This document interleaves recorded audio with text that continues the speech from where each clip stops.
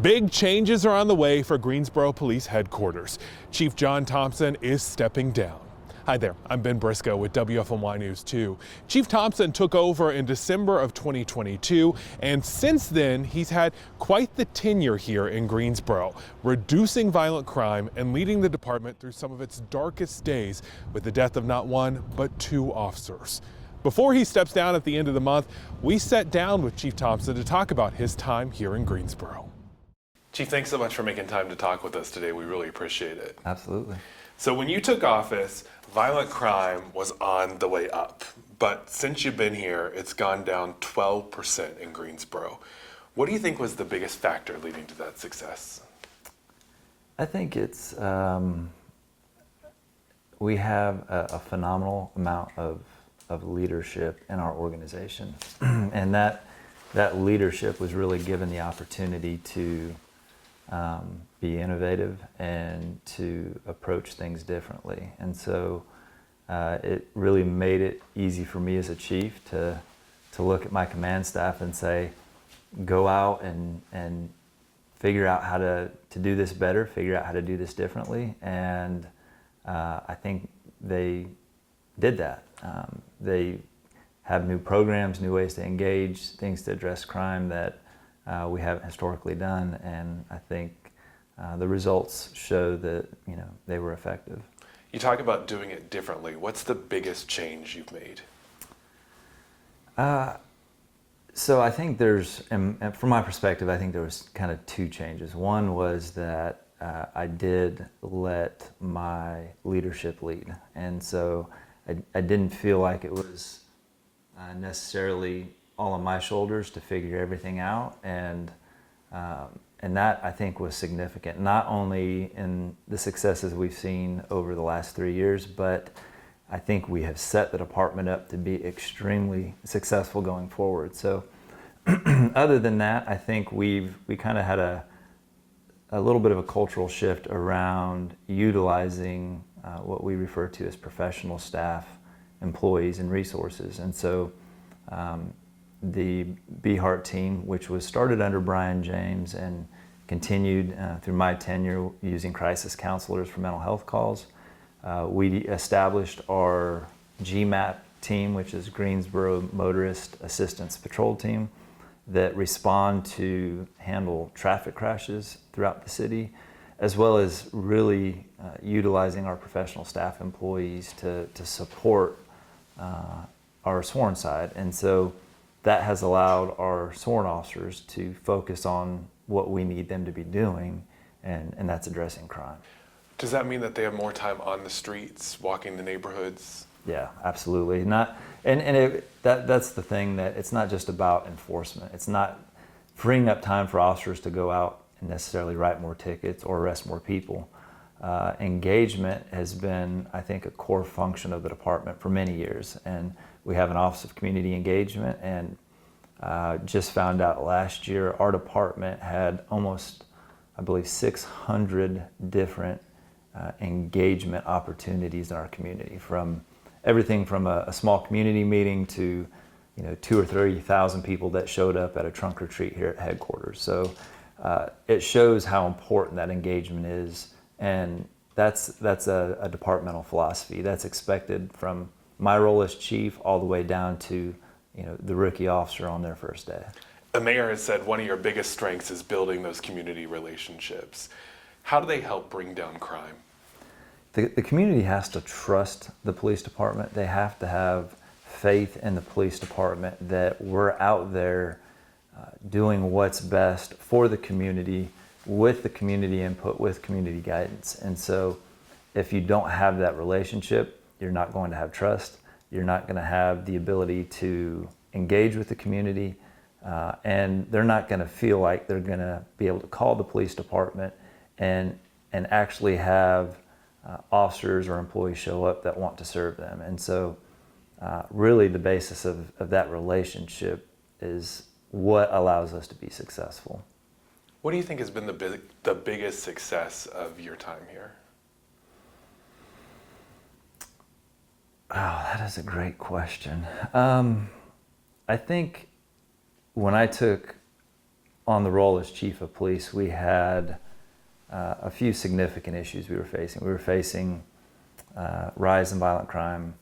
We were facing a recruitment and retention issue of officers here at the police department, and kind of coupled with that is morale in the department. When you're short officers, the officers that are here are expected to do more, added stress, added workload, and so what we have seen over the last 3 years is a significant increase in our recruitment and retention efforts. We were about 130, 135 officers short. In 3 years, we're probably about 15 officers short. And that says something about our organization. That means that people that are applying for jobs in law enforcement feel like this is a good organization that they want to work for, a good community that they want to live in, a community that they want to serve. So I think the ability for us to see that turnaround, I know when I first took office, I thought it would be 4, 5, 6 years before we could get to that point, but it happened, and it happened pretty quick. Departments across the nation are having recruiting problems. What was your secret to bringing people here? I think it was the support of our council, and I had a number of conversations with the former council and the current council about support that they show for the organization and the department. And early on in my tenure as chief, council showed that support through significant compensation and benefits.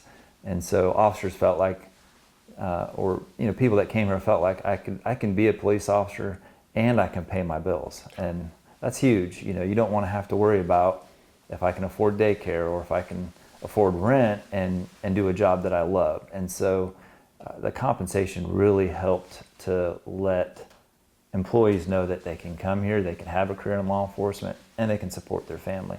And it showed those officers that are here that their work is valued. And so I think the compensation and benefits, but then you started to see council members that were showing support for the police department openly. And that is significant.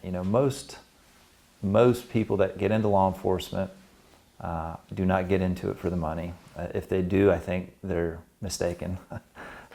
They get into it because of the purpose to serve. And most police officers that I know really don't even want the open recognition for it.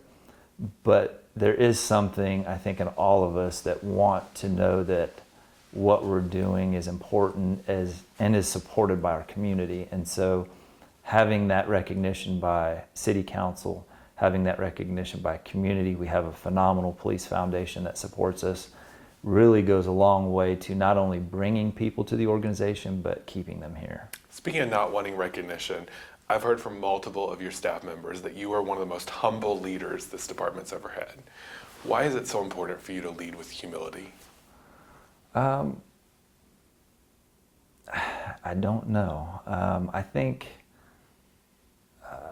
throughout my career, I've learned what I believe are some important leadership principles that I've kind of followed. And I have, over the last 3 years, kind of expressed those principles in the organization and in the community. And they are compassion, hard work, service, and humility. And for me, I think humility allows us to be able to engage with people. And it allows people to really connect not only with us and as a department, but one-on-one. If people feel like I'm approachable, like they can talk to me, walking on the street, people will stop, talk to me. There's a UPS guy that drives by, and every time he drives by, he yelling out the door, "Hey, Chief, how you doing?" And I think it just helps us to be able to build relationships in our community. You've led this department through some really dark times with the death of Sergeant Nix and Officer Horan. How did that impact your choices as a leader? They were challenging. I can say that when I became chief, the possibility is always there that, and when you get into law enforcement, whether you're an officer, a supervisor, a leader, that we do a dangerous job, and that could happen. So when I took over as chief, I don't know that I was prepared for that to happen here. And within essentially my first year, losing Sergeant Nix was extremely challenging. And I think the only thing I could do at that point was focus my efforts on making sure the family was supported, focusing efforts on the department and making sure that we could do everything we could to support those in the department that needed help. And I will say, as a leader, the community stepped up. The community showed overwhelming support for our organization, for the Nix family, for the officers. When we lose an officer, we don't have the luxury of closing the doors and saying, hey, we need to take a week off to grieve and help ourselves get through this. We still have to put officers on the street, answering calls, investigating crimes. And so without the community support to really help us through that, I don't know how we would have made it. I'll never forget covering that news conference and watching your emotion that day. How do you push through that and still do the job and still show up for the community?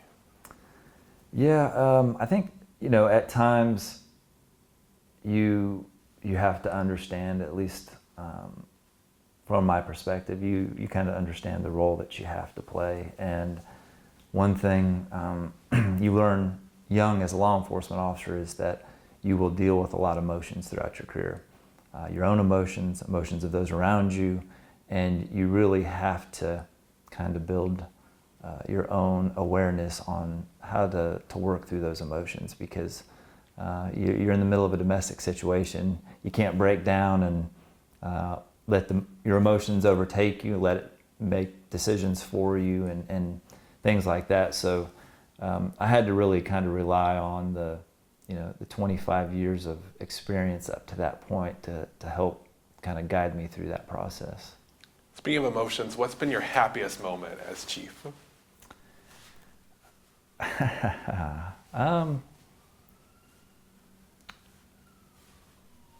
don't know. I think there's a lot of happy moments. I will say, as chief, over the last 3 years, it's been roller coaster for me, and I feel like there's some of the extremes. When we've lost an officer, that's a real low, and then to see our organization come through that, to come back and be more resilient, and the relationships it built in the community, that brings a lot of joy to me and happiness. So I don't know if I could necessarily pinpoint one thing. I think the growth and development of people in the organization, especially leaders in our organization, has been probably one of the more satisfying parts, because as a leader, I know I have a short time in my role, and I think any good leader needs to look past their tenure and see what they can do to help their organization grow and thrive after they're gone. And I think we have, I would say, some of the best leaders in law enforcement across the country at our sergeant, lieutenant, captain, and assistant chief ranks. You've accomplished so much here. Is there anything you wish you could have done differently? Yeah, I think there's a lot of things. As I look back, and I've done a lot of reflection over the last few months when I had announced my retirement, I don't know that I would say I have any regrets per se, but I do think there's some areas I wish I had more time and opportunity to improve on. One thing we've just recently undertaken is leadership training for our sergeant rank. And historically, as an organization, we never focused time and effort into developing sergeants. But if you go to any law enforcement organization in the country, the sergeant is the most important rank. You have about 75 people that have direct connection with about 600 people in the organization. So I'm excited to see that kind of grow and develop, and see our sergeants grow and develop, and that become a focal point of the organization. I will say another thing I'm really excited to see is a program we started with our community safety department, and that's the GSO CAN program. And that's kind of a different way, a different approach to addressing crime in the community. And it's going back to the community saying, if we're going to reduce crime in our community, we need your help, and we need you at the table. And I think that program really has the opportunity to change things in Greensboro. If someone's watching this, they don't know about that program, how would you summarize it?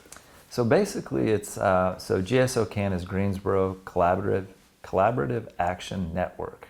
And the goal is that they've started, I think, a meeting every other week now.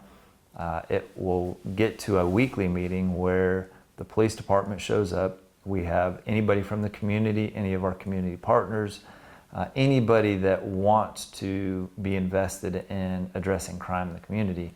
And we will report out what those crime issues are, and then say, all right, community, help solve them. What can you do? You're at the table. Don't just rely on police to figure this out. How do we figure this issue out? And one issue we're dealing with right now in our community is domestic violence. We've seen that a significant issue around our homicides last year, with I think almost 30 or 35% of our homicides were domestic connected homicides. And we're seeing continued trend as we come into 2026 where domestic violence is a significant issue. That is a hard problem for police to solve. We need the community to be engaged. We need to know what resources are out there. How can community members help each other through domestic violence issues? And so that's really kind of what the premise of the program is here's a crime issue we have in our community. You know, everybody knows what police does. You know, we know what their responsibility is, but we need a more active community engaged in addressing crime. Talking of building community relationships, one of the things that you've been known for is pushing for body cam footage to be released over and over and over again. Why is that transparency important to you? I don't think you can have trust with your community if you don't have transparency. And, you know, that was something that I struggled with throughout my career up until chief, is seeing how if the community didn't see and understand what was going on, then often a narrative was created in the community that was not correct. And so I think it does two things. When we're transparent, we are showing the community and bringing context and education about whatever that interaction was. And I think that's what helps build trust in the community. People know that, you know, if there is something that is wrong, as a police department, we have to own it, we have to accept it, and then grow and learn from that. But it's also about really context, because oftentimes when you have significant incidents, there's so much context and information that's missing or misunderstood, and it's really important for the community to have the context with that. After more than 20 years with the department, why is now the right time to hang it up? It was a challenge. I really struggled because I'm not leaving an organization that's in trouble. I'm not leaving an organization that's struggling. I'm leaving an organization that's really, I think, moving in a great direction, and a lot of really good things happening in the community, in the department. And so for me, you know, personally, my faith and my family have just, they've been bedrocks in my life. I'm come from a large family. I have 8 siblings. I don't have that many kids myself. I have 10-year-old twins, a boy and a girl, and I'm ready to be more of a dad than I have been. being chief is truly a 24/7, 365 job, and there's a lot of pressure, a lot of time it takes to really do this job right. And I know that there has been sacrifice from my family, my wife, my kids, that times that they don't get to see me at night. I'm home late, weekends, and so I'm ready to just be dad to my kids and get to spend as much time with them as I can. You have any big plans for retirement? I do. My wife is not really happy about my planned retirement trip because I will be going away for 6 weeks. I'm going to do a hike on the Camino Santiago. So I will be home for about a week and a half, and then I fly to Spain, where I'll spend 6 weeks hiking about 500 miles across Spain. And I'm hoping my wife won't change the locks before I get home. But I always wanted to do something when I retired. A lot of officers do different things. Some people buy the truck they always wanted, or get their new TV or new John Deere tractor or whatever it is. And I like to travel, and I've known about this hike for a few years now, so I'm excited to get started. How do you want to be remembered as chief?